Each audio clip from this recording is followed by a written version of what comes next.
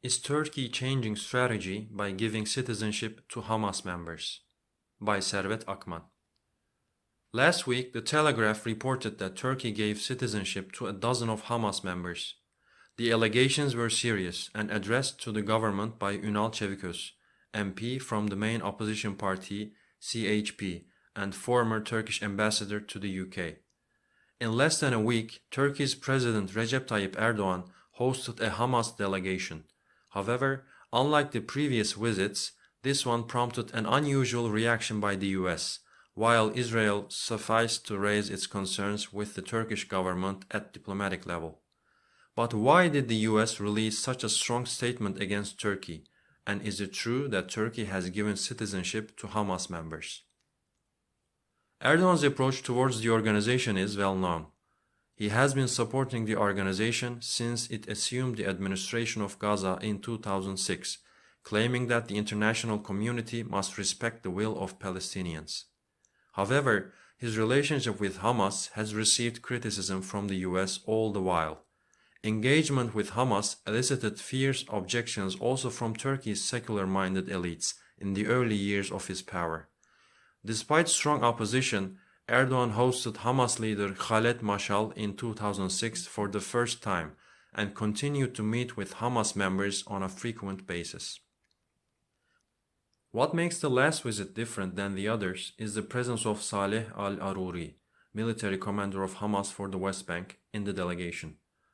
Hamas is designated as a terrorist organization by the US, and the State Department offered a $5 million reward for information leading to his location. Aruri founded Izz-ad-Din al-Qassam Brigades, the military wing of Hamas, and is accused of orchestrating terrorist attacks and kidnapping of Israelis. Therefore, his meeting with Erdogan caused infuriation in the US and evoked an undiplomatic reaction against Turkey. Usually, the delegation members of Hamas were not revealed to public during the previous meetings, but the Turkish presidency publicized the entire Hamas delegation this time. Although concerned gravely about the activities of Hamas in Turkey, Israel appears to have no hope for goodwill and cooperation at the Turkish side. Speaking to Reuters, Chargé d'Affaires of Israel to Turkey, Roy Gilad, said that Israel had already told Turkey that Hamas was carrying out terror-related activity in Istanbul, but Turkey had not taken action.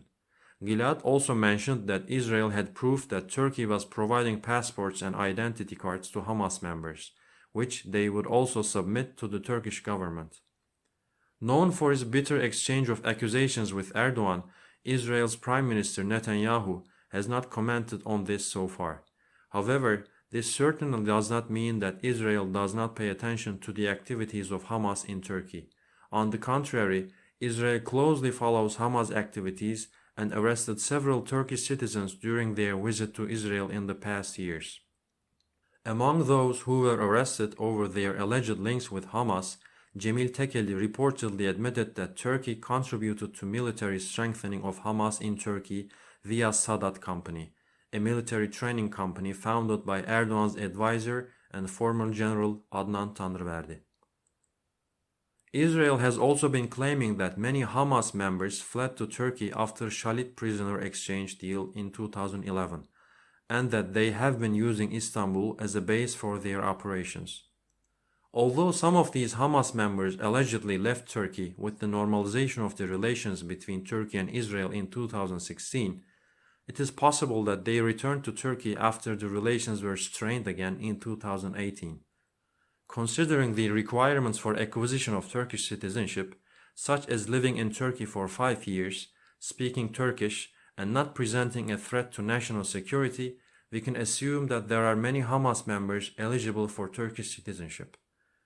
Although it is possible that some lenient Hamas members have received citizenship in due course, by giving citizenship to some high-level Hamas members, Ankara may have wanted to send a message to the US and Israel concerning the recent developments in the Mediterranean and the Israeli-Palestinian conflict. Turkey and Israel tried hard to build some trust during the normalization of relations in 2016. It was expected that the natural gas resources in the Mediterranean would act as a vector of cooperation. However, the deep distrust soon resurfaced and both parties dismissed their ambassadors. In the meantime, Israel has further enhanced its relations with Greece and Egypt throughout the past decade and expressed its support to Egypt and Greece in the recent maritime issues. As Charge d'Affaires Gilad stated, Israel would not throw away its strategic alliances it has built up with other nations over the last 10 years, even if its ties with Turkey were to improve.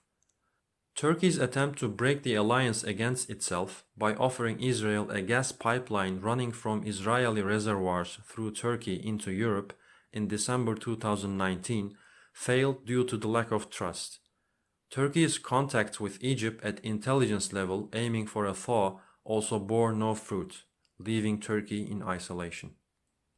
The alliance against Turkey in the Mediterranean, Israel's peace deal with the UAE, and the developments regarding Israeli-Palestinian conflict may have convinced Turkey to take some drastic steps such as giving citizenship to leading Hamas members or conducting military drills in the Mediterranean.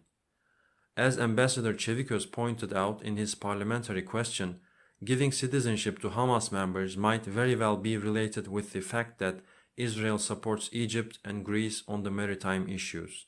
However, such an aggressive policy may result in reckless behaviors by the regional actors and further isolation of Turkey, just as predicted in the US statement.